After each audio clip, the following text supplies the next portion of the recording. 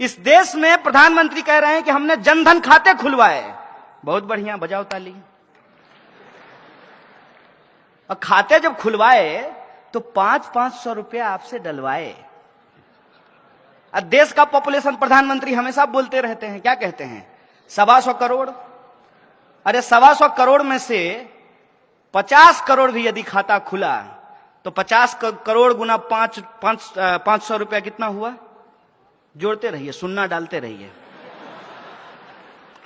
और एनपीए किसका माफ किया गया? किसका कर्जा माफ किया गया? किसान का। किसका माफ किया गया? अंबानी जी का। कितना कर्जा माफ हुआ है सोच के बताइए। उसका फिगर आपको पता है? आपको घर में जितना कमरा होगा सब में भी रखिएगा तब भी जो है बाहर रह जाएगा।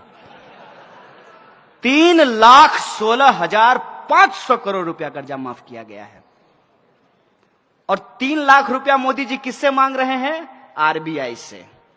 और नहीं दिया तो पटेल जी को क्या बोले? Okay tata bye bye sayonara. 3 lakh crore. और 3 लाख करोड़ का एक और रहस्य और तिलिस्म है, उसको भी समझ लीजिए। जब नोटबंदी की गई तब प्रधानमंत्री ने लाल किले से कहा, बेहतरीन झूठ बोलते हैं लेकिन सामने से देखिएगा ना आपका दिल कहेगा कि कुछ भी हो इस बंदे को तो झूठ बोलने के लिए ऑस्कर मिलना चाहिए। माइक पे खड़ा होकर के उन्होंने कहा कि नोटबंदी के बाद 3 लाख करोड़ रुपया काला धन वापस आया है। तो 3 लाख करोड़ अगर काला धन वापस आया है, लॉजिक लगाइएगा, हम मोदी जी का विरोध नहीं कर रहे हैं, अपना तर्क इस्तेमाल कीजिएगा। तो मेट्रो बनाने के लिए 1 लाख करोड़ जापान से कर्जा लेने की जरूरत है? सोचिए ना सर, सोचिए, समझ में आ जाएगा। अरे कोई जन्मजात मोदी विरोधी थोड़ी हम पैदा हुए थे, उनका विरोध करने में मजा थोड़ी आता है। It's bad job, it's not a good job. क्यों करना पड़ रहा है? इसलिए करना पड़ रहा है कि बाप दादे ने जो पेड़ लगाए थे उसका मजा हमने लिया। इस देश में यदि बाबा साहब भीमराव अंबेडकर का संविधान नहीं होता तो इस देश में पब्लिक एजुकेशन पे पैसा खर्च नहीं होता और पब्लिक एजुकेशन के भीतर एक ही बेंच पे ब्राह्मण और दलित का बच्चा एक साथ बैठ करके पढ़ाई नहीं कर रहा होता। यह है संविधान की ताकत। यह संविधान किसी एक जाति, किसी एक धर्म के लिए नहीं है। यह संविधान इस देश के लिए है और देश देश के लोगों से बनता है तो लोगों के हक और अधिकार के लिए है, न्याय और बराबरी के लिए है। ये जो संविधान की ताकत है उससे जो हमने पढ़ाई की है, ये हमारी जिम्मेवारी है कि हम इसकी रक्षा करें। उसी प्रोसेस में आप ये देखिए कि 1 लाख करोड़ रुपया कर्जा ये ले लिए हैं। नारा क्या लगा रहे हैं? Made in India. वाह गुरुजी, कहते हैं मेड इन इंडिया। नागपुर में मेट्रो बन रहा है, कंपनी का नाम पढ़े हैं? कहां की कंपनी है? चाइना की है। आप सब लोग देशद्रोही हैं। कहां की कंपनी है? अभी आप सब लोग भी चाइना बोल रहे हैं।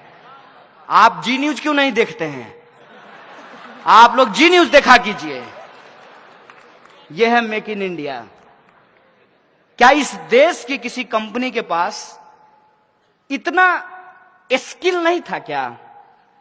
क्योंकि एक नारा है ना, स्किल इंडिया। तो क्या इस इंडिया में इतना स्किल नहीं था कि नागपुर का मेट्रो वो बना सके? नहीं था इनके हिसाब से। क्योंकि ये स्किल इंडिया नहीं है, इसका एस साइलेंट है, यह है एक्चुअली किल इंडिया। और नोटबंदी से इस देश के छोटे छोटे जो उद्योग धंधा करने वाले लोग थे, जो छोटे छोटे व्यापारी थे, उनके उद्योग धंधों को तबाह कर दिया गया और पैसा आपसे लेकर के पूंजीपतियों को दे दिया गया। और जब आरबीआई ने कहा कि इससे ज्यादा नहीं कर सकते भाई, सितार के तार को इतना ही खींचिए जितना में सुर भी निकले, ऐसा ना हो कि टूट जाए। उर्जित पटेल कहा ओके बाय बाय। यह है इस देश के इंस्टीट्यूशन की हालत। एक एक इंस्टीट्यूट को आप उठा करके देख लीजिए। आप चुनाव आयोग को देख लीजिए, आप सीबीआई को देख लीजिए, आप आरबीआई को देख लीजिए, और आप पब्लिक सेक्टर यूनिट जो है उसकी स्थिति देख लीजिए। हर पब्लिक सेक्टर यूनिट को कहा गया कि आपको शौचालय बनवाने हैं, लेकिन शौचालय बनाएगा कौन? आरएसएस के 600 संगठन हैं, 600, और किसी को ठेका नहीं देना है। किसको देना है? यदा सदा वत्सल्य, सुबह सुबह जो जाकर के करेंगे उसको ही ठेका देना है। और वो क्या किया? वो सुबह में बाथरूम बनाया, शाम में लेकर के घर गया।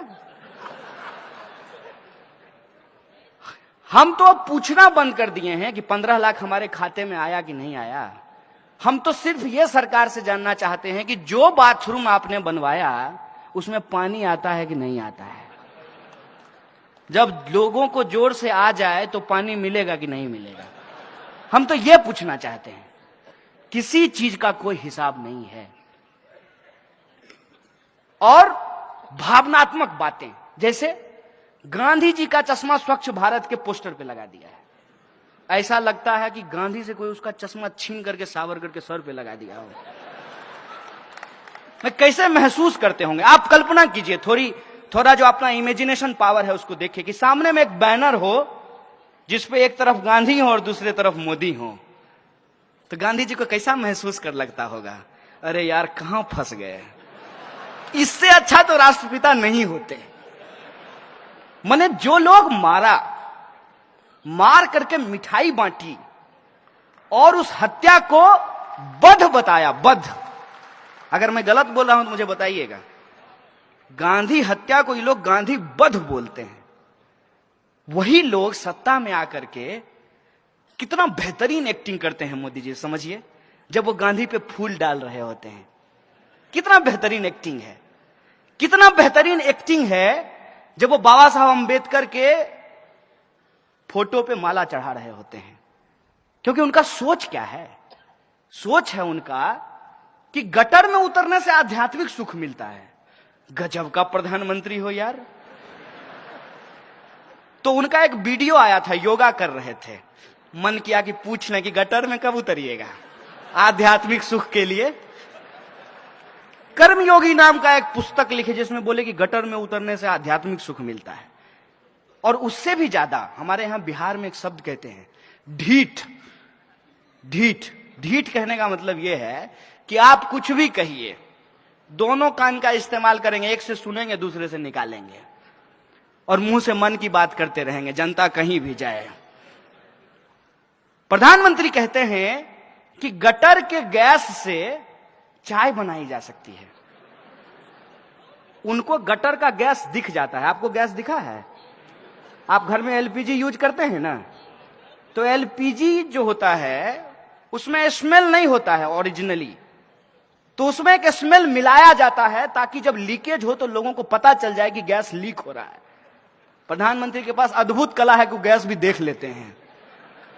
आंख है कि एक्सरे मशीन है, आप देख लीजिए। ऐसे ही थोड़ी उनको अवतार साबित किया गया है। तो बोले कि एक बार हम जा रहे थे तो गैस से जो है हमने देखा कि लोग चाय बना रहे हैं। अब इसको कोई भी कह देगा कि झूठ है। खुद प्रधानमंत्री के बगल में जब वो भाषण दे रहे होते हैं तो एक आदमी खड़ा होता है एसपीजी का, ऐसे करके, तो वो कहता होगा कितना बड़ा झूठा है यार। तो बोले कि गैस से चाय बनती है। अब देखिए एक बड़ी मार्मिक बात है यहां पे कि गैस से चाय बनती है, ना दिखने वाली गैस आपको दिख जाती है, लेकिन उस गैस से इंसान मरते हैं ये आपको नहीं दिखता है। हर दिन आप अखबार उठा करके देख लीजिए, इस देश के किसी ना किसी कोने में जो मैनुअल स्कैवेंजिंग करने वाले लोग हैं, गटर में उतरने के चलते उनकी मौत हो जाती है। 9,000 करोड़ रुपया लेकर के एक पूंजीपति भाग जाता है, भागते रहता है। 2 योजना मशहूर है प्रधानमंत्री की, देश में पकौड़ा योजना और विदेश में भगौरा योजना है। ये जो है ये साहब एक किसी पूंजीपति से अगर उसका एनपीए ये वसूल लें, 56 इंच का सीना है ना, खुद ही कहते हैं, तो अपना 56 इंच का सीना का इस्तेमाल करें और किसी एक पूंजीपति का कॉलर पकड़ करके कहेंगे कि सारा एनपीए सरकार के खाते में जमा करो, और एक पूंजीपति के एनपीए से इस देश में सदा सदा के लिए मैनुअल स्कैवेंजिंग को खत्म किया जा सकता है। लेकिन प्रायोरिटी होगी तब ना। प्रायोरिटी जनता कभी थी ही नहीं। इस देश के दलित, किसान, मजदूर, आदिवासी, महिला, अल्पसंख्यक, ये इनके एजेंडे में कभी शामिल ही नहीं थे। और इस पे यदि आपको भरोसा नहीं होता है, प्रधानमंत्री का बयान जब वो मुख्यमंत्री थे तब का आप जाकर के सुन लीजिए। पैसा नहीं लगेगा, जियो धन धना धन। अब क्या वो बनाए अपने प्रचार के लिए, तो हम यूज कर लेते हैं अपने प्रचार के लिए। आप YouTube पे जाके सुनिए। 2002 दंगे के बाद जब पत्रकार ने प्रधानमंत्री से पूछा कि आप रिलीफ कैंप में क्यों नहीं जाते हैं, तो जानते हैं प्रधानमंत्री ने क्या कहा था? प्रधानमंत्री ने कहा था कि वो बच्चा पैदा करने का खान है, वहां जाकर के क्या करेंगे। ये प्रधानमंत्री के शब्द हैं।